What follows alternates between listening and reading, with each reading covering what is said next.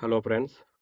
థంబ్‌నెయిల్‌లో చూసారు కదా! మనకైతే ఎవరైనా ఈ వీడియోలో ఏంటంటే ఎవరైనా ఎంఎస్ అండ్ బీఎస్సీ చదవాలి అంటే జాయిన్ అవ్వాలి, ఫారెన్‌లో చదవాలి అని అనుకుంటారో వాళ్ళకైతే ఈ వీడియో. ఈ వీడియోలో ఎలా అప్లై చేయాలి, తర్వాత కౌన్సెలింగ్‌కి ఎలా అటెండ్ అవ్వాలి, మనకైతే క్వాలిఫికేషన్ ఏంటి, తర్వాత ఫీజ్ డీటెయిల్స్ మనకైతే ఈ వీడియోలో చెప్తాననమాట. ఎవరైనా ఇంట్రెస్ట్ ఉంటే గనక మీరైతే ఫస్ట్ నుంచి లాస్ట్ వరకు చూడండి. ఫస్ట్ అయితే వీడియో అయితే లైక్ చేయండి. లైక్ చేయడం వల్ల మీరే ఇంకొంతమందికి ఇన్ఫర్మేషన్ అయితే షేర్ అవుతుంది కాబట్టి మీరైతే లైక్ చేయండి. అండ్ ఇక వీడియోలోకి వెళ్తే గనక మనకైతే ఇది ఇంటర్నేషనల్ కొలాబరేటివ్ ప్రోగ్రామ్ అనమాట. మనకైతే 4 ఇయర్స్ ఉండడం అయితే జరిగింది. 4 లింకేజ్ ఇన్స్టిట్యూట్ ఆఫ్ టెక్నాలజీ వారి నుంచి అయితే ఈ కొలాబరేటివ్ ప్రోగ్రామ్ అయితే కండక్ట్ చేస్తున్నారు. ఈ అడ్మిషన్ గాను అంటే 2026 అండ్ 2027 అడ్మిషన్ గాను మనకైతే కొన్ని కోర్సులు అనేది ఆఫర్ చేయడం అయితే జరిగింది.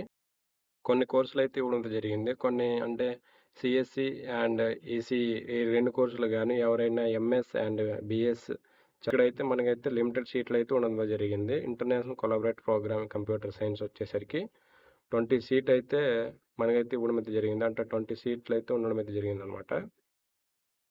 ఈ కోర్సు గాని 20 సీట్లు అయితే ఉండడం జరిగింది. ఇక international collaborative and programme machine learning and sensor system వచ్చేసరికి 10 కోర్స్ అయితే అంటే 10 సీట్ అయితే ఉండడం అయితే జరిగింది.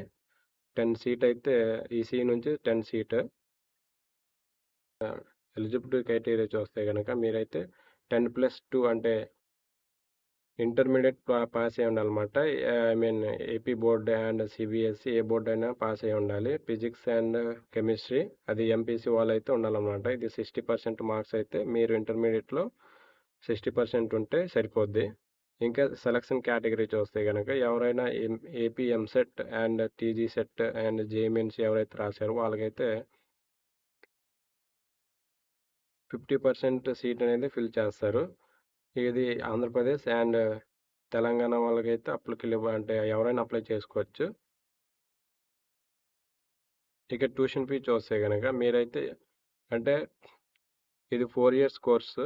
తర్వాత 3 ఇయర్స్ అంటే 3 ఇయర్స్ మీరైతే జేఎన్‌టీయూలో స్టడీ చేయాలి. జేఎన్‌టీయూలో అంటే 3 ఇయర్స్ అయితే థర్డ్ ఇయర్ అంటే 3 ఇయర్స్ అనేది మీరైతే జేఎన్‌టీయూలో అనంతపూర్ జేఎన్‌టీయూలో మీరైతే కంప్లీట్ చేయాలి. తర్వాత 1 ఇయర్ 1 సెమిస్టర్ వచ్చేసరికి మీరైతే నెక్స్ట్ అంటే స్వీడన్‌లో మీరైతే కంప్లీట్ చేయాలన్నమాట.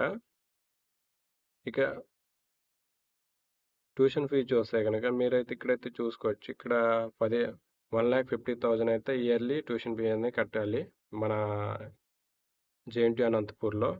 తర్వాత అప్లై చేసుకోవాలంటే మీరైతే ఇక్కడ కనిపిస్తుంది కదా! అంటే కౌన్సెలింగ్ ఫామ్ మనకైతే ఇవ్వడం అయితే జరిగింది. మనకైతే ఈ విధంగా అయితే అప్లికేషన్ లెటర్ అయితే ఉండడం అయితే జరిగింది. ఇక్కడైతే మీరు ఏవి ఇవ్వాలంటే మీ latest photo and gazetted certificate అంటే గెజిట్ ఆఫీస్ ఉంటారు కదా! వాళ్ళ సిగ్నేచర్, తర్వాత మీ నేమ్, మీ father name, mother name and మీ డేట్ ఆఫ్ బర్త్ ఇలాగ మీ బేసిక్ ఇన్ఫర్మేషన్ అయితే చేసి మీరైతే అంటే కౌన్సెలింగ్ మనకైతే లాస్ట్ డేట్ వచ్చేసరికి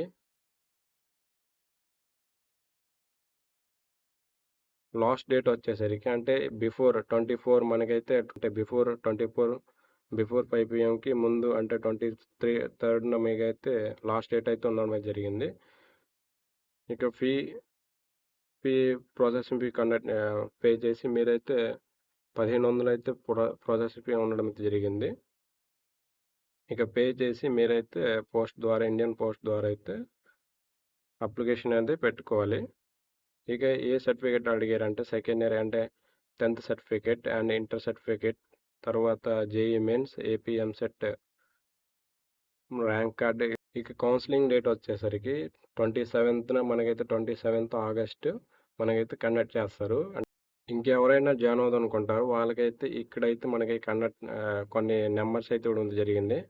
ఇక్కడైతే మీరు ఒకవేళ ఇన్ఫర్మేషన్ పూర్తిగా తెలుసుకోవాలనుకుంటే మీరైతే యూనివర్సిటీ వాళ్ళు ఫోన్ చేసి మీరైతే మాట్లాడండి క్లియర్‌గా. వాళ్ళకైతే మీకైతే ఇన్ఫర్మేషన్ అనేది ప్రొవైడ్ చేస్తారు.